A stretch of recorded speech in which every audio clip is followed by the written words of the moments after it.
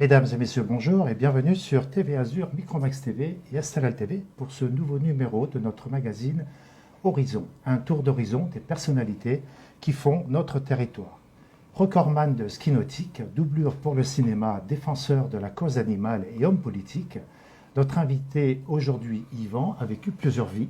Et c'est pas terminé, puisqu'effectivement, nous accueillons Laurent Grégoriou, qui est gérant entre autres de Watergliss Passion à Roquebrune-sur-Argent et Sainte-Maxime, avec toujours la passion glisser sur l'eau. Bonjour Laurent Grégoriou. Bonjour. Alors, vous avez eu, comme le disait Christian, une vie professionnelle bien remplie, aussi bien en tant que chef d'entreprise, principalement. Si c'était à refaire, vous referiez la même carrière ?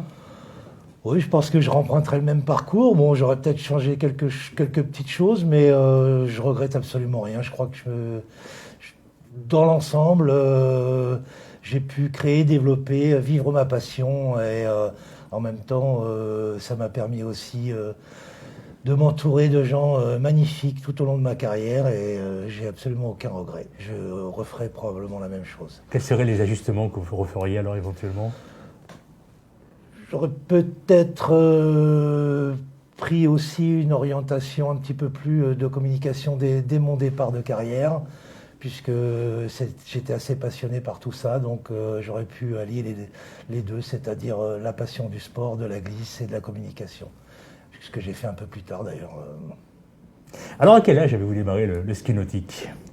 Alors moi j'ai toujours fait un petit peu de ski en vacances, à droite à gauche, et puis petit à petit je me suis dirigé vers cette passion où je me suis vraiment trouvé, j'ai trouvé mon cœur de métier. J'ai de suite voulu passer les diplômes requis pour pouvoir l'enseigner. Et puis au fur et à mesure du temps, j'ai commencé à monter ma première entreprise. Et puis 25 ans plus tard, on est au pilotage de plusieurs bases nautiques. Voilà. On peut les situer, hein ? Oui, bon, c'est principalement sur le littoral varois. Hein. Donc il y en a une qui m'est très chère, c'est celle de Sainte-Maxime, puisque c'est un peu par là que j'ai vraiment commencé.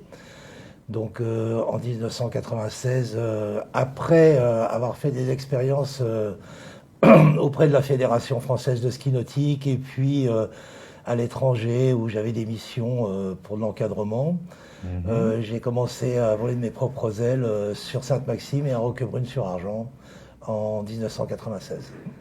Le stade de ski nautique à Roquebrune-sur-Argent n'est pas un hasard, Laurent. Alors, Roquebrune-sur-Argent, ça a été vraiment un point de départ de ma vie professionnelle, puisque j'ai ouvert le premier stade national de ski nautique en 90, avec la fédération et auprès de monsieur Jean-Michel Caux. Puis ensuite, j'ai ouvert le centre régional à Roquebrune-sur-Argent, donc au lac de l'Aréna, où je suis encore aujourd'hui présent sur ce site, et puis j'habite à proximité.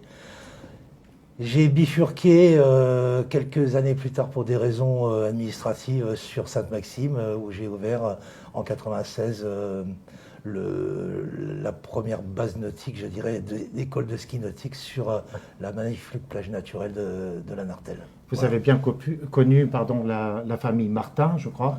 Oui, bien sûr, bien évidemment, quand on est dans ce milieu, on est bien sûr très proche de ces gens qui... Patrice a été un icône pendant 30 ans du ski nautique, puisqu'il a 12 médailles, 12 fois champion du monde, et j'étais aussi très proche de son père, qui a été aussi mon entraîneur. On va y revenir plus précisément. Oui.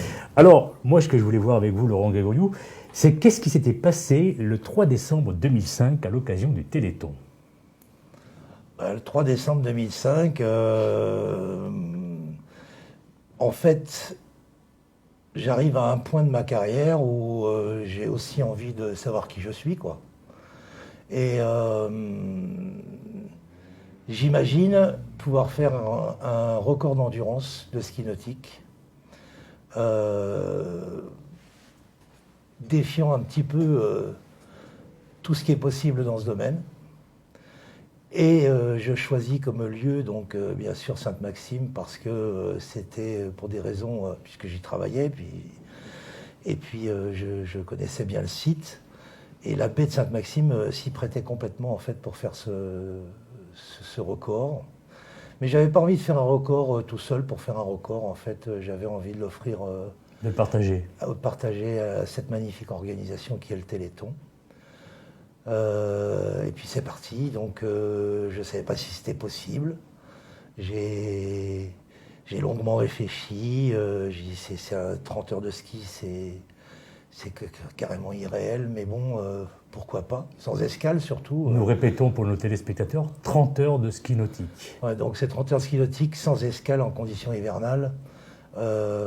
C'est une infrastructure autour de tout ça qui est quand même importante parce qu'il faut plusieurs bateaux, donc on change de bateau sans s'arrêter, il faut plusieurs équipages pour pouvoir piloter les bateaux, il y a des ravitaillements sur l'eau, enfin c'est quand même une organisation importante, et puis c'est surtout qu'on est en conditions hivernales, l'eau est froide, je ne sais pas si c'est possible.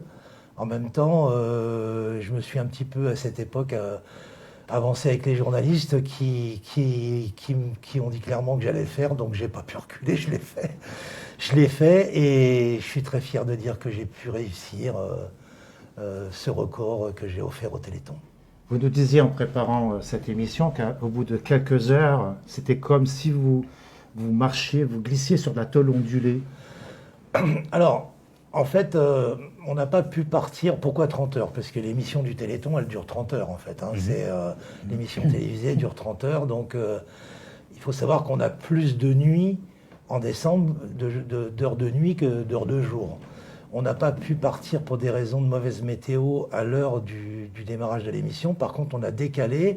Donc, j'ai commencé le matin à 9 heures et j'ai fini le lendemain après-midi à 3 heures de l'après-midi. Hein. Donc, c'est pour se rendre compte un petit peu de la difficulté. J'ai eu malheureusement, je m'en souviens encore, des conditions plus ou moins acceptables le premier jour. Donc la première journée, je dirais que j'ai été professionnel pendant environ 8 heures où tout se passait plutôt bien, c'était plutôt festif, il y avait du monde sur la berge et puis l'ambiance était vraiment là pour pouvoir réussir ce record. Mais quand la nuit a commencé à tomber, là j'ai pris conscience dans quoi je m'étais engagé. Le Mistral a commencé à monter en même temps et là j'ai vraiment souffert jusqu'à la fin de ce record. J'ai souffert parce que j'ai subi des projections d'eau sur le visage partout pendant toute la durée, tout ce qui restait à faire en temps. Il y a eu vraiment des grosses difficultés parce que j'ai failli craquer plusieurs fois. D'ailleurs, j'arrive à en parler facilement maintenant. Je ne vous cache pas que pendant bien longtemps, j'en ai pas parlé ou presque pas parce que j'avais quand même principalement mémoire de souffrance de cette épreuve. Maintenant, j'en parle un petit peu plus facilement. J'invite pas spécialement qui que ce soit à essayer parce que, en tout cas dans ces conditions-là, parce que franchement, on s'esquinte, mais je regrette rien du tout. C'est 15 ans après, je suis toujours le même et je suis vraiment content de ce que j'ai fait, quoi. Voilà. Oui, parce que je crois que vous êtes parti à l'hôpital à l'issue, malheureusement. Hein. Oui, bah oui. Je veux dire, on sort de là. On ne sait pas comment on finit, en fait. On finit par glisser des moments sur le ventre, sur le dos. On ne sait pas comment on se relève. On n'en peut plus. Il n'y a plus de jambes. L'alimentation, c'est complètement aléatoire parce qu'on vient vous alimenter avec une épuisette en parallèle. Voilà, c'est une épreuve où, je dis, à un moment donné, on perd conscience réellement de ce qu'on fait subir à son corps. On veut aboutir, c'est la volonté. Moi, je dis, c'est une véritable démonstration de volonté. En fait, je pense qu'il n'y a rien de plus fort que la volonté. Et si on est vraiment, vraiment forgé pour ça et qu'on a décidé d'aboutir à quoi que ce soit dans la vie, d'ailleurs, on y arrive. Il suffit d'avoir vraiment la volonté. Alors, comme le disait Christian tout à l'heure, vous aviez pris Joël Martin comme coach, donc le père de Patrice Martin, comme vous l'avez précisé, 12 fois champion du monde. En quoi vous a-t-il aidé sur cette... Alors, d'abord, Joël, il a passé un petit mois à la maison avec moi avant l'événement. Donc, tout simplement, il m'a fait une grosse préparation mentale. Hein. C'est un monsieur qui était très, très fort dans ce domaine. Alors là, on n'avait pas besoin d'un entraînement technique puisque c'était relativement simple, hein, c'était du ski, c'était toujours tout droit et il n'y avait pas d'entraînement spécifique ou technique. C'était surtout, ça a été une personne qui m'a permis réellement de pouvoir aller au bout de ce record. Lui, d'autres bien sûr, mais lui principalement parce que j'ose dire, je vais utiliser le mot, il a su me manipuler pendant ce record pour que je puisse aboutir parce que c'est un monsieur de record, c'est un monsieur qui a emmené son fils à 12 titres de champion du monde. C'est pas par hasard. Il était persuadé que je pouvais y arriver et il aurait fallu à aucun moment, même si j'ai craqué, il a su me dire les choses pour que je puisse continuer. Je ne l'ai pas vu dormir du tout pendant 30 heures. Il a toujours été à bord, il passait d'un bateau à l'autre. Il a toujours été là. Je me rappelle la petite anecdote, c'est qu'il avait une énorme sciatique ce jour-là, mais il est resté quand même à bord, des fois allongé dans le bateau. Je voyais que sa tête. Et il me faisait des signes où il venait à côté avec un autre bateau pour me dire ce que je devais faire. Il m'a décalé dans le temps. Aussi, sur les 10 dernières heures, il a su, entre guillemets, me décaler dans le temps, me mentir sur l'horaire en fait, hein, tout simplement pour que je ne me rende pas vraiment compte de là où j'en étais. Et minute par minute, on est arrivé au bout. Quand à la fin, j'ai une mémoire à vie de ce moment, il s'approche de moi et il me jette sur moi une rubalise bleu, blanc, rouge en me disant le record, il est français, c'est le nôtre. Oui, parce qu'en fait, il s'agissait de parcourir 1437 km. Hein. 1437 vous l'avez dit tout à l'heure, en conditions hivernales, l'air froid, la mer froide, les embruns, l'atoll ondulé, la nuit, la motivation, elle arrive, bon, avec Joël qui vous coach évidemment, mais il y a au-delà de ça, la motivation, elle est quand même intérieure. Qu'est-ce qui vous motive vraiment c'est vraiment dans l'esprit du Téléthon, c'est pour rassurer les enfants de l'école de ski nautique. Il y a tout un tas de choses autour de ça. Déjà, bon, moi, comme je le disais en début d'émission, j'avais envie de savoir qui j'étais, vraiment. J'avais 40 ans, j'avais besoin de vous tester. De me tester. Je voulais savoir vraiment qui j'étais. Ça m'a permis de me jauger, en fait. Hein. Derrière ça, effectivement, j'avais un engagement de communication, j'avais un engagement envers le Téléthon. Donc on avait mis en place, à l'époque, en fait, les gens achetaient des minutes de ce record. Donc on avait collecté quand même 11 000 euros. Donc je crois que les gens mettaient 1 euro la minute ou quelque chose comme ça. Enfin, on avait fait une jolie collecte. Il y avait bien évidemment les jeunes de mon club. Mon ami Vincent Lagaffe qui est venu sur le site avec ses copains en jet pour m'encourager. Donc tout ça, ça m'a vraiment poussé en avant. Et dans mon esprit, à aucun moment, j'ai pu imaginer d'arrêter. Je savais que j'avais des amis qui étaient sur la berge. Je voyais la nuit des appels de phare de la route qui me faisaient des signes en passant parce que, bon, ça m'a... Et j'avais une petite lumière devant moi que je ne devais jamais quitter puisque c'était celle qui me tenait éveillé. Et je n'ai pas imaginé un seul instant arrêter. J'ai eu une petite perte de connaissance à un moment. Pourquoi les 2 minutes? Parce qu'en fait, je suis tombé dans l'eau, ça m'a ressaisi. J'ai redémarré aussi sec. Bien sûr, des crampes abominables où je me suis retrouvé avec le mollet derrière le genou, dans des souffrances absolument terribles. Le sommeil ne vous a jamais guetté? Non, je souffrais trop pour pouvoir m'endormir. Non, c'était pas possible. Le soleil n'est pas, c'est pas emparé de moi. Par contre, j'étais vraiment à la fin, au bout du rouleau. Et puis quand j'ai appris que mes parents étaient arrivés, et vous ne le saviez pas? Je savais pas. Et on m'a dit, ton frère et tes parents sont sur la berge, ils attendent que tu finisses. Ils sont venus pour toi, pour te voir. Et là, j'ai repris un élan et j'ai dit, je vais aller au bout. D'ailleurs, j'ai la mémoire à la fin où j'arrive, je suis écrasé dans l'eau et c'est mon frère et mon père qui me sortent de l'eau. Je suis un peu émotionné encore, j'ai un petit peu C'est bien normal. Voilà, voilà. En tout cas, voilà, je ne sais pas si je recommencerai, je ne sais pas si j'inviterai qui que ce soit à le faire. En tout cas, ce que je sais, c'est que c'est pas encore battu. Et ça fait 16 ans. Ça fait 16 ans.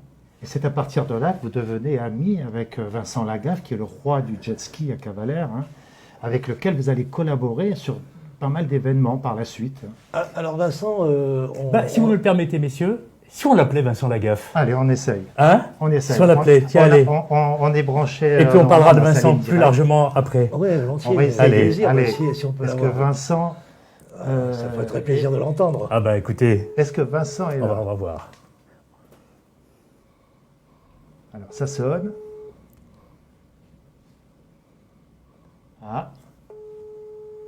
Troisième sonnerie. Bonjour, vous êtes bien sur le répondeur de 20. Ah, alors Vincent... C'est pas grave, on le rappellera dans un instant. On va le rappeler. On va insister. Ouais. Hein? Alors, comment je l'ai connu? Comment vous êtes connu, oui. En fait, tout simplement sur l'eau. Ah bah tiens, il répond. Il voilà, rappelle. Vincent rappelle. Allez, je crois que nous sommes avec Vincent Lagaffe. Bonjour Vincent Lagaffe. Bonjour. Nous sommes avec Laurent Grégoriou, avec lequel nous sommes sur TV Azur et STRL TV. Alors, nous étions un peu en train d'évoquer le fait comment vous vous êtes rencontrés tous les deux, Vincent. C'est pas la meilleure chose que vous faites que d'être avec Laurent Grégoriou. Pour quelle raison? C'est un mec qui est un gros influenceur. C'est-à-dire que quand il a une idée dans la tête, il va réussir à vous persuader de la faire. Et parfois, c'est pas une bonne idée. Mais c'est dans l'air du temps, ça, actuellement. Oui. Non, Laurent, je l'ai rencontré à Sainte-Maxime sur la base de watersport, sur la base de ski nautique. On s'était rencontrés par l'intermédiaire d'un copain qui s'appelle Philippe Dirienzo, qui tient une base de jet ski en face de chez lui. Et on s'était rencontrés à l'occasion du premier show nautique que le maire de Sainte-Maxime voulait organiser sur la plage du casino. Exactement. C'est en 2004? C'est en 2004, Vincent? 2004, oui. Oh non, on n'est pas si vieux. Ah si, Vincent. Apparemment, Si, hein. c'était à l'occasion du 60e anniversaire du débarquement. Donc on est en 2004. Ça fait presque 20 ans. Et ça fait presque 20 ans. Le temps passe. Et après, on en a fait d'autres. Hein, On en a fait 5 ou 6 ensemble. on en a fait 10 exactement. Hein. 10 shows nautiques. Ouais, on a fait 10 shows ensemble. Ouais. D'ailleurs, Vincent, si je puis me permettre, Tu m'en as fait, hein. On va y revenir. Mais lorsque j'évoque que le fameux 60e anniversaire du débarquement à Sainte-Maxime, lors de la répétition la veille, vous avez une belle anecdote à nous conter, Vincent, je crois. Non. Bernard Roland, le maire de l'époque, était dans tous ses états, non? Ça vous rappelle rien? C'est-à-dire qu'il fallait, à l'époque, on venait de tourner une émission de télévision qui s'appelait Passion Jet et qu'on avait diffusée le dimanche matin à la place d'Automoto ou après Automoto sur TF1 et on avait décidé de montrer tout ce qu'il ne faut pas faire et tout ce qui est interdit. Ou tout ce qui est plus ou moins dangereux, comme dans certaines émissions où on dit ne faites pas ça chez vous, les cascades ont été faites par des professionnels. Et j'avais décidé d'essayer de faire du ski nautique derrière un jet ski sans qu'il y ait personne sur le jet ski. Donc il fallait trouver un système pour bloquer l'accélérateur, bloquer la direction. Et puis j'avais tout un système de coupe-circuit qui longeait la corde du palonnier, ce qui fait que quand je lâchais la corde du palonnier, ça coupait le coupe-circuit. Et puis pendant la répétition, tout se passe bien et je lâche le palonnier et je lâche le coupe-circuit, mais rien ne se passe et le jet continue droit sur la digue. Il passe par-dessus la digue, c'est-à-dire qu'il s'éclate dans les rochers, mais quand même il grimpe la digue, il passe par-dessus la digue, il redescend de l'autre côté de la digue et il se retrouve dans le golfe de Saint-Tropez, à fond la caisse, droit sur Saint-Tropez en pleine nuit. Et c'est là où Philippe Dirienzo, lui, a sauté dans un Zodiac et s'est jeté sur le jet ski. Exactement. Ce qui est très drôle, c'est que Bernard, le maire de l'époque, qui était debout sur la digue, nous a dit d'un ton tout à fait innocent et naïf, mais lui, il était persuadé que ça faisait partie du spectacle. Mais vous savez que demain, il y aura du monde sur la digue. Alors il me dit, bon, tu sais, par précaution, je vais quand même mettre des barrières. Hein. Il me dit, parce que on va essayer que le public vienne pas là. Je Je dis oui, non, mais c'est préférable, mais on va peut-être raccourcir le numéro. La digue, on va pas la faire, monsieur le maire. Hein. Donc, il me dit, je préfère. Ça s'est très bien passé. Alors, on a fait un show extraordinaire. C'était un des plus beaux shows de ma carrière hein, avec toi. Et franchement, encore merci Vincent, parce que il faut quand même dire très clairement que c'était blindé noir de monde. C'était énormissime en public.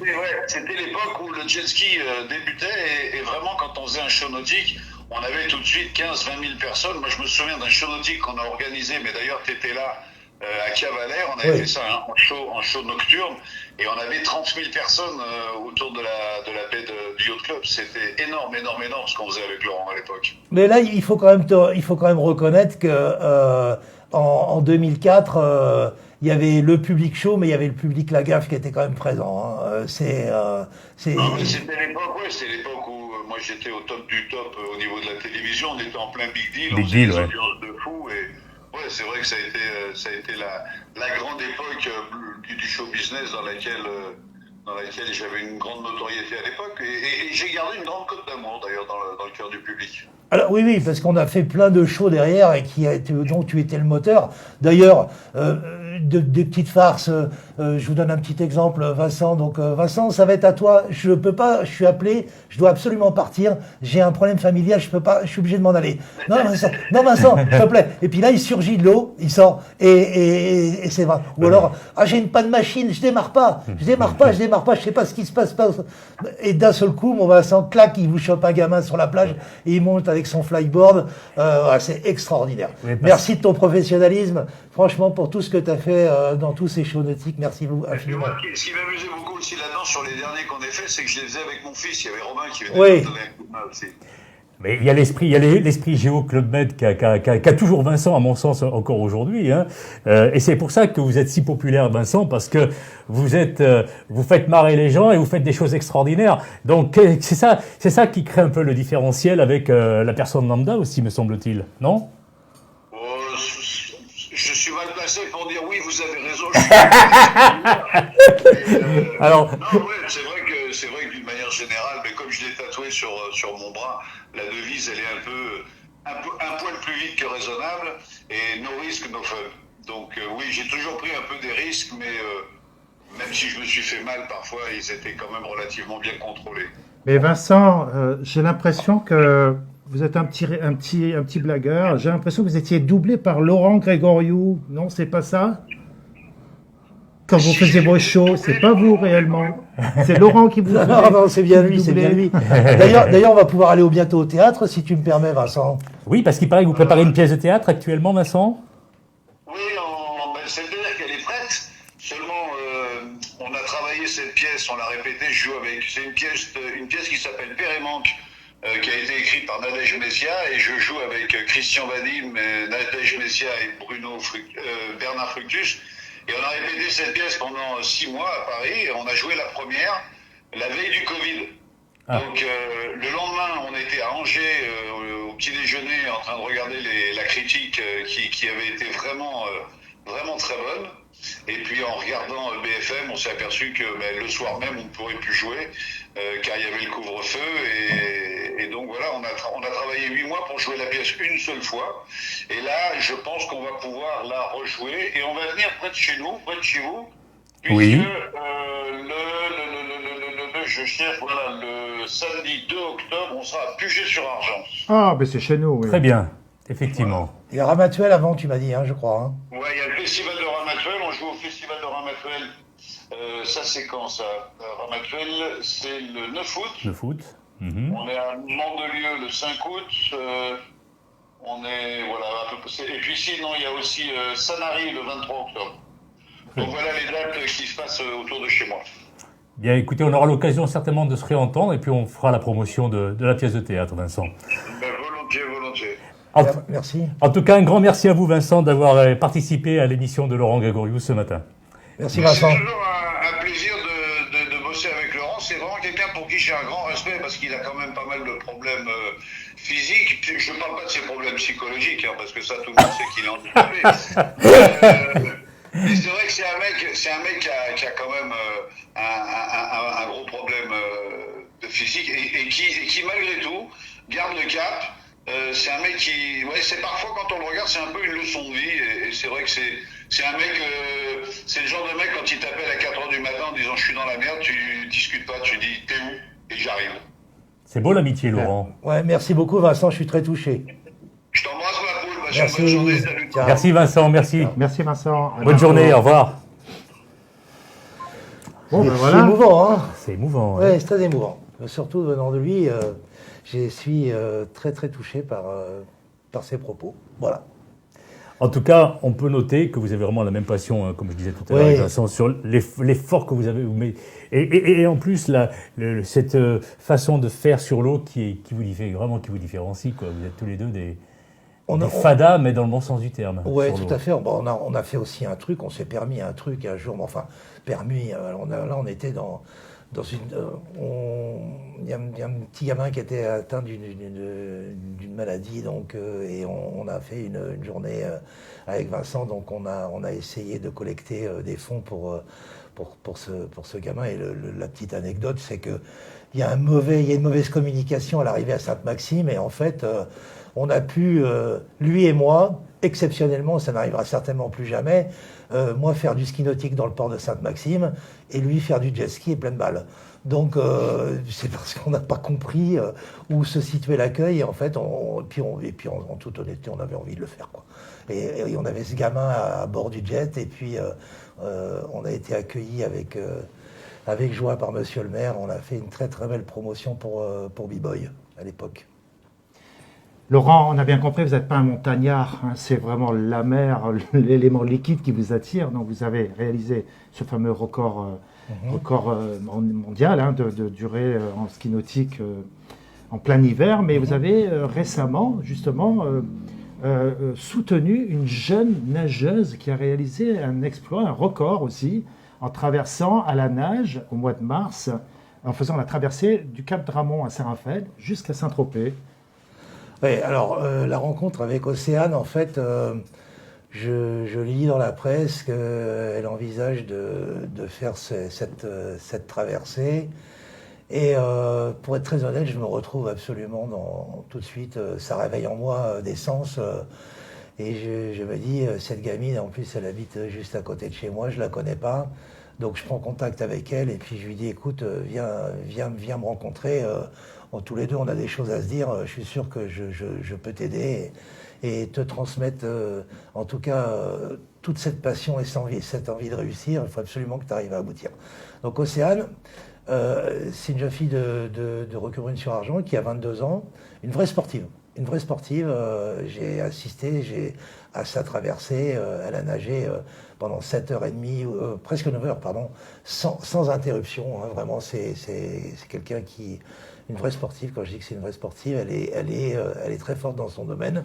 Sans combinaison, en maillot de bain, Laurent. Alors c'est ça, il y avait un petit... Moi, c'est un peu la condition hivernale qui m'a attiré, en fait, si vous voulez, c'est qu'elle fait ça donc en maillot de bain, dans de l'eau à 13, on était sur de l'eau à 13 degrés. Donc elle a nagé pendant 9 heures dans de l'eau à 13 degrés. Bon. C'est créer des liens entre elle et moi. J'étais très content de pouvoir promotionner son record. Je lui ai dit, écoute, pour moi, je renvoyais un petit peu l'ascenseur, en quelque sorte. Et puis surtout, ça me faisait revivre des moments intenses sous lesquels j'ai pris beaucoup de plaisir. Sûrement plus qu'elle, parce qu'elle a dû en baver quand même. Il en ressort que finalement, cette union de sportifs a totalement fusionné et on envisage donc pour elle un nouvel exploit au mois de septembre qui est en train de se construire tout doucement et on va donc cette fois aller bien plus loin. Entendez, nous allons traverser de la Corse au littoral varois. Wow. Alors, si vous me permettez, Laurent, donc le premier record qu'elle a fait, le Dramont de Saint-Raphaël jusqu'à Saint-Tropez, c'était combien en kilomètres, là? On était sur une trentaine de kilomètres. Oui. Alors que là, c'est plus la même histoire, si ah vous non, dites. là, on est sur 40 heures de nage. D'accord. 40 donc heures ça de fait nage, quasiment 4 fois plus par rapport au- jour et nuit. Hein. Ah oui. Jour et nuit. Mais je pense qu'Océane peut y arriver. Je pense qu'Océane, moi, si je m'engage à ses côtés, c'est que j'ai vu son potentiel sportif. Je pense qu'elle a tout pour pouvoir. Elle a le mental, en fait. Vous savez de quoi vous parlez en plus. Voilà, je sais de quoi je parle. Elle a le mental. Je l'ai vu pendant cet exploit il y a 2 mois, hein, déjà 2-3 mois, 2 mois. Elle a le mental pour le faire. Alors, je ne dis pas que ça va être simple. Hein. Là, on change de catégorie. C'est 180 km. On pense 40-45 heures de natation, de nage, sans interruption. Il y a une logistique qui est beaucoup plus lourde, mais je prends le bateau avec elle. Je deviens le manager donc, de cet événement et son sponsor officiel. Voilà, donc on est pour le mois de septembre. D'ailleurs, je fais un appel. Toutes les aides, sponsoring, aides physiques, etc. sont les bienvenues. Donc on envisage ça pour le mois de septembre. On a une date plus ou moins déterminée aux alentours du 18 septembre. 18 voilà. septembre, Voilà. Ça serait donc de quel endroit de Corse? Calvi. Et on pense arriver entre Roquebrune et Sainte-Maxime, on ne sait pas encore trop où. En fait, on a un problème de courant, de trajectoire, donc on essaie de regarder ce qui va être le plus simple quand même pour elle. Ça ne sert à rien d'en rajouter. Pourquoi on le fait dans le sens Corse littoral? Parce qu'elle a envie d'arriver sur ces terres.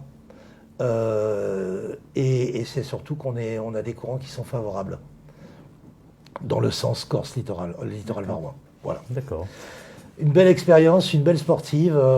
J'ai envie de m'impliquer à fond dans son projet. J'y crois. Je sais que ça va être très difficile. Il faut qu'on soit très organisé. Là, cette fois, ça sera vraiment, on aura un pôle médical à bord, enfin bon, un pôle sécurité autour d'elle. Enfin, c'est un peu plus, une logistique un peu plus lourde à mettre en place, mais on va y arriver. J'en suis sûr. Je suis sûr qu'Océane va y arriver. On va croiser les doigts. On va creuser les doigts pour Océane. Tu vas y arriver, c'est sûr. J'ai confiance en toi. Voilà. Parole de Laurent Grégoriou. Alors, pour clôturer cette interview, Laurent, Oui. on va parler politique quelque peu, puisque Ouais. vous êtes présenté à la mairie de Roquebrune-sur-Argent lors des dernières élections municipales en étant le défenseur des animaux comme point d'orgue. Oui, alors bon, c'est vrai que ça ne m'était pas arrivé dans ma vie de me présenter à une élection. J'ai dit, je ne vais quand même pas finir ma vie sans essayer une fois de toucher un petit peu, de toucher un peu à la politique. Alors, je vous avoue que j'en ai plutôt des très bons souvenirs. Ça m'a permis de pouvoir rencontrer des personnes très intéressantes et puis de pouvoir sentir qu'on a un engagement en fait pour les autres, hein, dans l'intérêt général. Et c'est vrai que comme je suis président d'un refuge l'AVSA, pour le citer, hein, donc Association Varoise Secours aux Animaux à Roquebrune, donc c'est un refuge pour chiens principalement. Je me suis engagé donc avec l'étiquette de la protection animale. Ça s'est plutôt très très bien passé. Bon, il aurait fallu plus de temps, voilà. Mais on s'est bien défendu quand même dans le temps imparti et avec les moyens que nous avions pour mener cette campagne. Bien. Donc je regrette absolument rien. Je dis pas que, je sais pas, peut-être un jour, si l'occasion m'en est donnée, d'y retourner.